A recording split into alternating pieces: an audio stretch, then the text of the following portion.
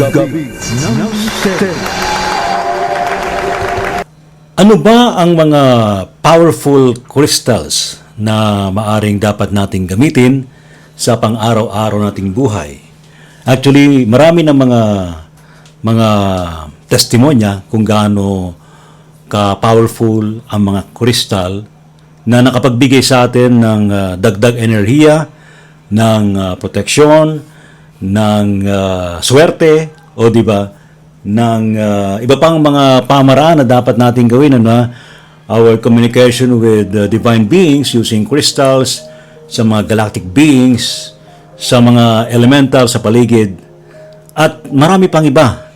And of course, tonight pag-usapan natin to sa ating gabi ng misteryo, and yung mga rituals na maaring gawin para mapalakas natin ang enerhiya ng ating sarili, ng ating kapwa, for healing sa kapwa, at of course, sa pangkalatan sa ating buong planeta. Tonight, meron tayong mga guests na mag-share din ng kanilang mga experiences using crystals. Pero, in the meantime, ano ba itong powerful crystals na talagang makakatulong sa atin? Based sa pag-aaral ng mga nasa larangan ng metaphysics, sa larangan ng science, actually, talagang subok na rin ng mga siyentipiko ang power of crystals. In fact, yung mga computers natin ay gumagamit ng crystal. At iba pa, sa ating teknolohiya. Based sa Google, ang recommended, based na rin sa mga pag-aaral, ang powerful crystals ay kinabibilangan ng clear quartz crystals. Kasi tulad ito, clear quartz crystal to. Itong pyramid shape na to. This is a clear quartz crystal. Pero meron siyang variation kasi pa. I think this one is rutilated kasi may mga smoke crystal. Ito ay ginagamit to amplify yung energy, and also this crystal can be used for healing. Ayan. Iba for meditation, o diba? Basta to amplify the energies. Another one is meron mo tayong dito amethyst. Naghanap ako ng amethyst crystal. Actually, mga amethyst crystal, ito yung yung kulay purple. Ayan.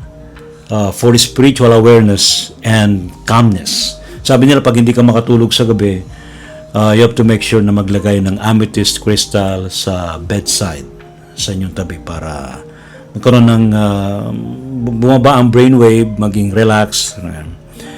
And another one which is considered as very powerful crystal ay black tourmaline. Black tourmaline are very protective crystals. It is used for protection against any bad luck, and also for grounding. Marami mong may klaseng mga crystals na nasa market ngayon na ginagamit ng mga spiritual practitioners, ng mga scientists, ng iba't ibang mga pati sa business. All right. Another one is also powerful crystal ay citrine, yung kulay dilaw. I think meron akong citrine, Dali. Ang citrine ko ay nasa aking ito. Yeah. Citrine. Basta kulay dilaw. They also call this as merchant stone. This is for abundance. Yan para pumasok ang biyaya. Ayan. Okay, another one.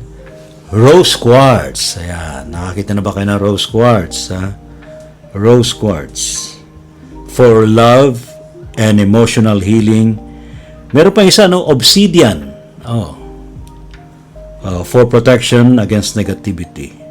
Ito yung mga crystal. Pinapakita ko sa inyo to. Ayan. The 8 most powerful crystals for protection. Meron ding crystals for transformation, and there are also crystals that attract money. Ayan. And there are also powerful healing crystals. Marami ho. Kung i-search po ninyo sa internet, ay makikita po nyo yung iba't ibang uri ng crystals. So, yan po ang ating pag-usapan tonight sa Gabi ng Misteryo. Kaya, kayo, you can also share, you can also join us. At huwag natin kalilimutan, ito ating Guardian Diamond Crystal, ano ba? Meron tayong mga newly arrived GD Crystal. Ito ay ginagamit to sa feng shui. Itong ganitong klase ng crystal, it's for abundance crystal din. But I programmed this type of crystal, infusing divine and elemental energies into this crystal. Alright? Yan.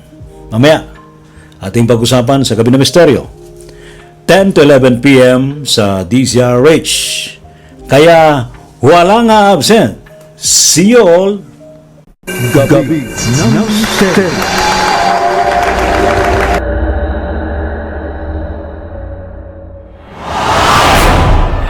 Encounters mga sightings ito. Doon ba'y palatandaan na talagang malapit na? Mga experience o meron kayong sightings ng mga UFO. Higher beings, especially to the universe you call God. Innumerable company of angels, beyond human comprehension.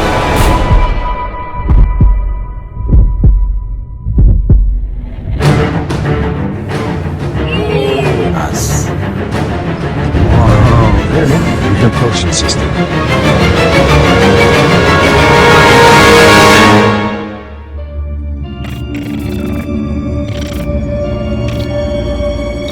Gabi ng Misteryo. Mga kamisteryo, ngayong gabi ito pag-usapan natin tungkol sa iba't ibang uri ng crystal na makatutulong sa ating buhay, pang-araw-araw na buhay. And of course, makakatulong din sa ating kapwa na talagang, especially pag may mga karamdaman, also for cleansing energies around sa kanilang bahay, sa mga lugar, sa workplaces at iba pa. There are many types of crystals and maraming mga powerful crystals na binabanggit din. If you could see them, if you search the internet, marami kayong makikita. The most powerful crystals for protection. Ano ba itong the most powerful crystals for protection?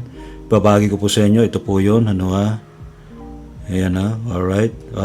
Ito yung kinabibilangan ng amethyst, amazonite, agate, bloodstone, apatite, aventurine, fluorite, obsidian, and rose quartz. Yan yun. O, ito. Kita nyo yan, no? Amethyst yan. Ayan. Another one is itong amazonite. Ano to pala yung amazonite, no? Then there's an agate. Also bloodstone. Ayan. Apatite. Aventurine.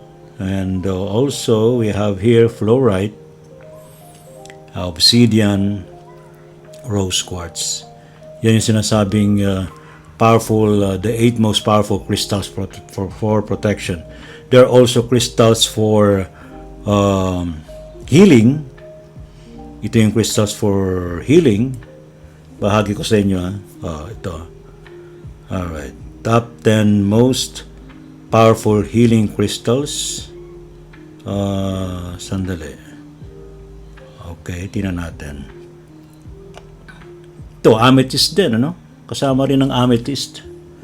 Clear quartz, rose quartz, black tourmaline, citrine, lapis lazuli, smoky quartz, carnelian, selenite, hematite, and marami pang iba. Alright. And another one is top 10 crystals. Nandali crystals. Ito, maganda. Attract money. Ayan. What are these top 6 crystals that attract money and abundance? Ito po yun. Okay? Makita ninyo yan sa internet. No? Marami namang mga articles. So, yan. Citrine, ha? Pati pala pyrite, no? Ito, citrine is called merchant stone. My pyrite is commonly known as fool's gold. Alaga. Fool's gold daw, ano ha? Pero ito ay potent crystal for wealth and financial success. Green aventurine. Wow. Called the stone of opportunity. Baka hindi nyo alam, ha? Yung pala yan, no? Green aventurine is also called stone of opportunity. Another excellent choice for those seeking crystals for wealth and abundance. Jade. Very popular crystal, jade. Pati sa mga Chinese feng shui. Jade is highly regarded gemstone for attracting wealth and good fortune. Clear quartz, yan, is a versatile crystal known for amplifying properties. Yan. Also, this can be used for abundance. Amethyst, talagang amethyst, no? Hindi nawawala sa spotlight. Attracting money and abundance. It has calming energy para maging relax. So yan. Yung ating pag-uusapan tonight, and we have our guests tonight that they will share their experiences, and they can tell us how to use crystals and how to pick the right crystal sa ating lahat. Kasi depende yan sa ating pangailangan. Huwag po niyong kalilimutan sa Gabi ng Misteryo, 10 to 11 p.m. sa DZRH. Kayo walang absent. See you all. Gabi ng Misteryo.